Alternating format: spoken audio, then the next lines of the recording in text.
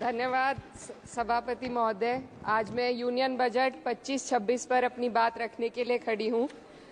भारत के संविधान के आर्टिकल 38 भारत को एक वेलफेयर स्टेट के तौर पर पेश करता है और सरकार की जिम्मेदारी है कि बजट और उससे जुड़ी वेलफेयर स्कीम्स के जरिए इन आर्टिकल्स को हकीकत में लाया जाए। इसलिए यूनियन बजट सिर्फ एक आंकड़ों की किताब नहीं, बल्कि सरकार की प्राथमिकता और वेलफेयर स्टेट के संविधान से जुड़ी वफादारी का आईना है। सरकार की जिम्मेदारी है कि इकोनॉमिक पॉलिसीज, जिनमें बजट भी शामिल है, ऐसी बनाए जाए जो गैर बराबरी को कम कर सके और सबसे ज्यादा गरीब वर्ग को सहारा दे। बजट वो लाइफलाइन है जिससे शिक्षा, स्वास्थ्य, पेयजल, सोशल सिक्योरिटी, SC/ST माइनॉरिटी, गरीबों की भलाई के लिए स्कीमें चलाई जाती है। मगर ये बजट को देखकर महसूस होता है कि ये भविष्य के निर्माण से ज्यादा हेडलाइन बटोरने का एक दस्तावेज है। इससे सबसे ज्यादा प्रभावित होने वाली वही लोग पीछे छूट रहे हैं जिन्हें सरकार के सहारे की सबसे ज्यादा जरूरत थी।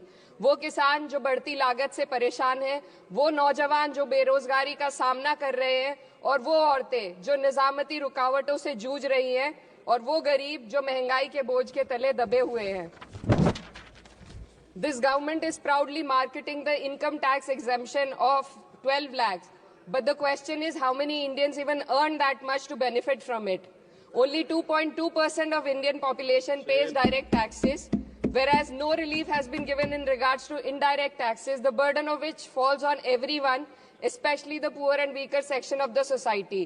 This clearly shows that this is not an inclusive budget. GST की ऊंची दरों ने आम आदमी की कमर तोड़ दी है। जरूरत इस बात की है कि खाद्य सामग्री, दवा, स्कूल की किताबें और जरूरत की चीजों पर टैक्स कम किया जाए। पेट्रोल डीजल पर टैक्स कम करने की कोई कोशिश नहीं हुई, जिसका सीधा असर हर नागरिक पर पड़ता है। आर्टिकल 41 कहता है कि सरकार को ये कोशिश करनी चाहिए कि वो अपनी इकोनॉमिक हालात और रिसोर्सेज के हिसाब से लोगों को रोजगार दे। इस बजट ने बेरोजगारी दूर करने की दिशा में कोई ठोस उपाय नहीं दिया है।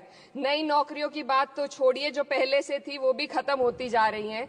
स्किल डेवलपमेंट प्रोग्राम के नाम पर करोड़ों खर्च किए जा रहे हैं, मगर सवाल ये है कि ट्रेनिंग लेने के बाद कितने नौजवानों को असल में नौकरी मिल रही है। सरकार के पास इसका भी कोई आंकड़ा नहीं है। सरकारी विभागों में लाखों पद खाली हैं, मगर भर्ती का कोई प्लान नहीं है।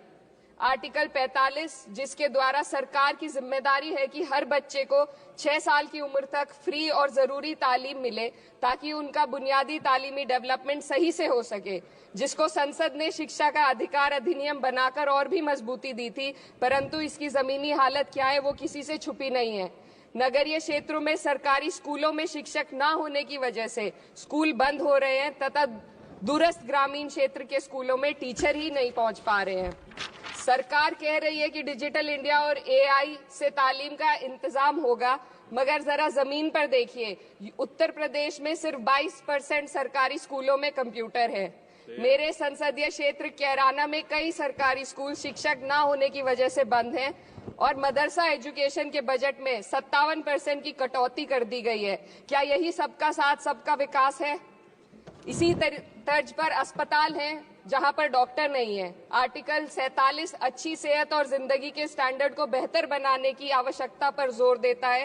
राज्य की जिम्मेदारी है कि लोगों की सेहत और उनके वेलबींग को बेहतर करने के लिए जरूरी कदम उठाए, लेकिन हकीकत यह है कि इस बजट का सिर्फ 2% ही आम जनता तक पहुंच पाता है। शामली जिले में 84 डॉक्टर की पोस्ट स्वीकृत है, मगर सिर्फ 29 डॉक्टर काम कर रहे हैं और गायनोकोलॉजिस्ट मात्र 1 है।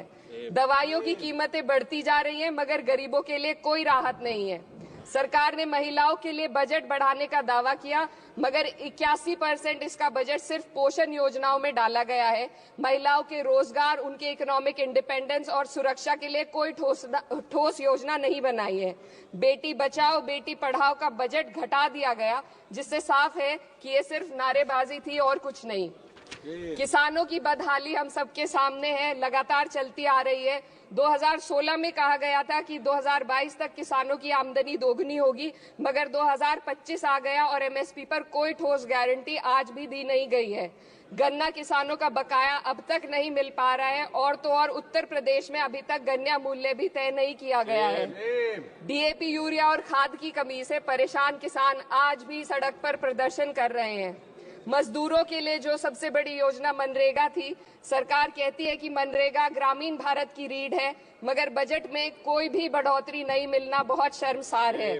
औसतन 44 दिन का ही रोजगार मिल रहा है, जबकि स्कीम 100 दिन की गारंटी की होती है। भारतीय रेलवे देश के लोगों की जीवन रेखा है और इसी से यहाँ के लोगों की आर्थिक एवं सामाजिक जिंदगी चल रही है। देश के हर हिस्से को रेल कनेक्टिविटी से जोड़े जाना सरकार की कल्याणकारी नीति का हिस्सा है।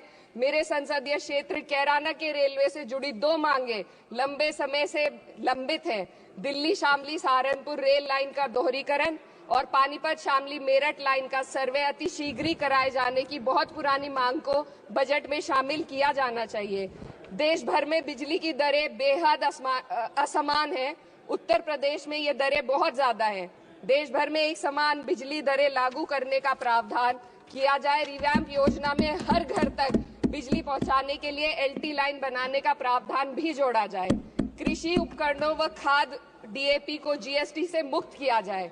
किसानों की एमएसपी की मांग को पूरा करने के साथ साथ उत्तर प्रदेश के किसानों को गन्ना मूल्य निर्धारण पिछले वर्ष से बढ़ाकर किया जाना बेहद जरूरी है। जनपद शामली व मुजफ्फरनगर को एनसीआर में तो शामिल किया गया है, परंतु वहां पर कोई विकास नहीं हुआ तथा उसको कोई भी लाभ नहीं मिला है। वहां के लोग सिर्फ प्रदूषण के बाध्यकारी नियमों से परेशान हैं, इसलिए दोनों जनपदों को एनसीआर की सीमा से बाहर किया जाना चाहिए। मेरे संसदीय क्षेत्र में मैं कुछ चीजें बजट स्पीच में ऐड करना चाहती हूँ। एक, ट्रॉमा सेंटर और जिला अस्पताल के अपग्रेडेशन की भी मांग है। जनपद शामली और सहारनपुर में एक महिला डिग्री कॉलेज खोला जाए। कैराना में सर जस्ट कंक्लूडिंग, यमुना नदी के घाट पर सौंदर्य कार्य का भी कार्य जोड़ा जाए। जनपद शामली में टेक्सटाइल पार्क की स्थापना की जाए और जो संसद निधि है, सांसदों को केवल 5 करोड़ रुपए दिए जाते हैं और एमएलए, उत्तर प्रदेश के एमएलए को भी 5 करोड़ दिए जाते हैं। हमारी मांग है या तो इसे बढ़ाकर 25 करोड़ किया जाए या फिर सिरे से खारिज किया जाए। Sir, just one minute. The union budget was an opportunity to address the pressing... Sir, just 1 minute. Please, 2 more speakers are in your party. Sir, just pressing concern of India's citizen, rising unemployment, soaring inflation, crumbling public services and deepening rural distress. Yet, instead of offering real solution, the government has focused on optics and half measures. While tax relief for the middle class is welcome, it does nothing for the millions who earn too little to benefit from it. Education remains underfunded, rural employment stagnates, and farmers continue to struggle without meaningful support. The delays in conducting the census and caste census further exposes the government's disregard for data-driven policy making and social justice. India needs a budget that prioritizes its people, not just its economic headlines, a budget that invests in human capital, strengthens social security, and ensures dignity and stability for all. But what we have instead is another missed opportunity, one that fails the poor, the youth, the farmers and the women of this country. Budget प्रस्ताव पर अपने विरोध को मैं 2 पंक्तियों में आपके सामने रखना चाहूंगी। बेदम हुए बीमार दवा क्यों नहीं देते? बेदम हुए बीमार दवा क्यों नहीं देते? तुम अच्छे मसीहा हो, शिफा क्यों नहीं देते? मिट जाएगी मखलूक तो इंसाफ करोगे, मुंसिफ हो तो हश्र उठा क्यों नहीं देते?